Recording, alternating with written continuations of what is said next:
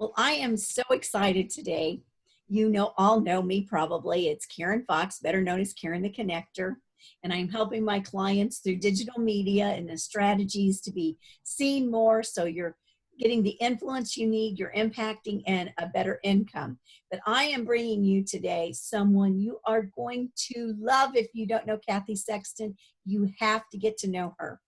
Cathy has a passion and an empathy for helping people live healthy, productive lives. And I'm not gonna steal her thunder. I'm gonna let her tell you why that's so important to her. And she's gonna help you figure out how to ignite your business. So Cathy, how are you today? Oh, I'm doing wonderfully. Great, great. Well, tell us right now with all that's going on, how is that impacting your industry?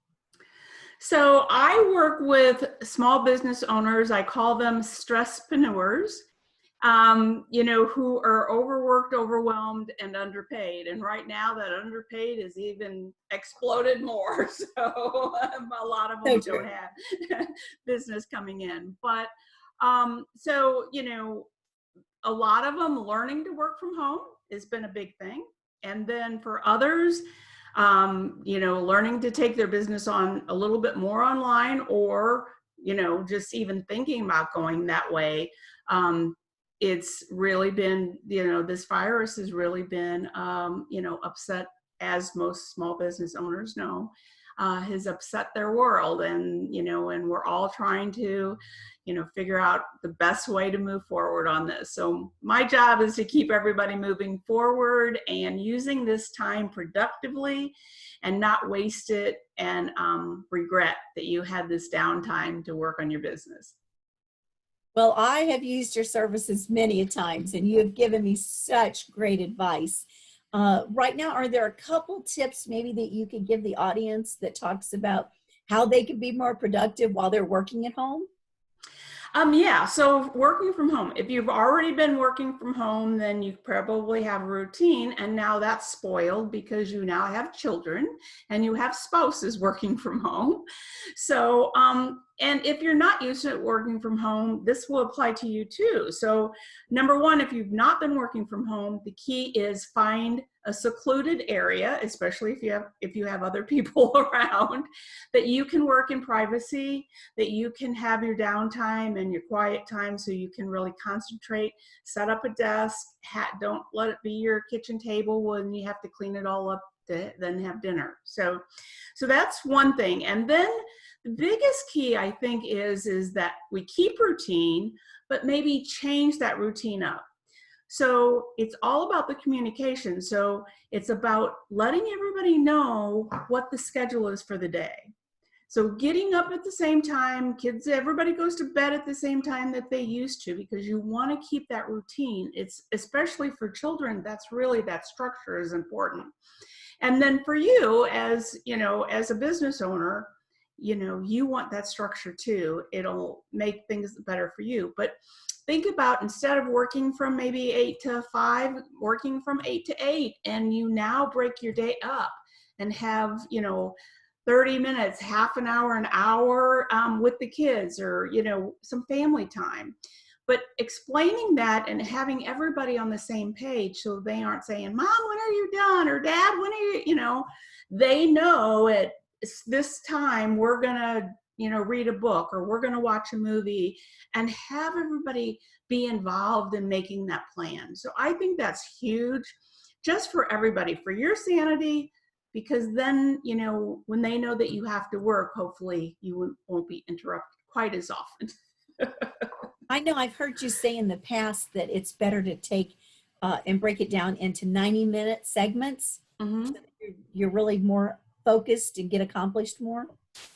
Yeah, definitely. So the way our brain works. So once you pass that 90 minutes of working, your brain energy starts reducing. So even though you're continuing to work, you might think you're being as productive as you were the last half hour, but you're not. It's slowly going away. So even if it's to get up, walk in the other room, get a cup of tea or a glass of water, or walk outside and get a little sunshine and then come back, that's great. It just, you need that break. Your brain needs that break so that you can then refocus again. Probably more so right now. Right. I would imagine. Absolutely. Well, I Yes. know your past caused you to be a workaholic, but what kind of made that twist so you started being and sharing how to be more productive? Sure. So I I had accounting. I was in accounting for 30 plus years, and I was in the corporate world and realized that I was having seemed to be kind of constant health issues all of a sudden. And at one point was in the hospital. They thought it was my heart. It wasn't my heart. And then I think about a year later after that, I was diagnosed with a life-threatening disease. And that's basically brought on, and it's induced by stress. So it's something I have to keep in check. So I now call myself a reforming workaholic because it's something that I have to really keep in check. But and that's why I'm really so passionate, because, I was working and it was kind of like, it was a badge of honor that I was working so hard and trying to do everything and be what I thought everybody wanted me to be, when I was really destroying my health. So that's why, and when I started working with small business owners, I seen that they were in the same mode. They were, they're wearing a lot of hats, they're taking on way too much, and they're still not able to really reach the goals that they want. So that's kind of where my passion come in for helping small business owners.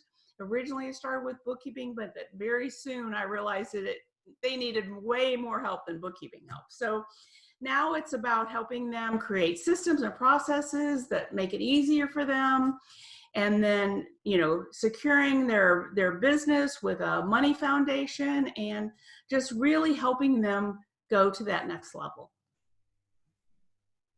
And I am so glad you did. Trust me. I am too, because it's my passion now. I have benefited greatly from all of your wonderful words of wisdom. Now, I know you have a quiz to decide if people really are workaholics or not. Can you give us the information to get to that? Yeah, you can just go to theproductivityexperts.com, and it's on the main page there. It's a quiz that you'll take, and then you'll get instant results on where you land in the scale of if you're ready to derail or not. Okay, perfect. Well, Cathy, thank you so much for coming on and sharing these tips with us today. Is there anything that you'd like to leave us with, last statements here? Yeah, I think the biggest key right now is to reduce the stress as much as possible by staying positive. And positivity is the key thing. Being grateful that, we have a home to live in, being grateful that our family are safe, whatever it is, being grateful and living one day at a time, because this is all out of our control. And if you try and control it, it's only going to make stress worse. And we're all in it together. Let's face Yes, we it. are. Yes, we are.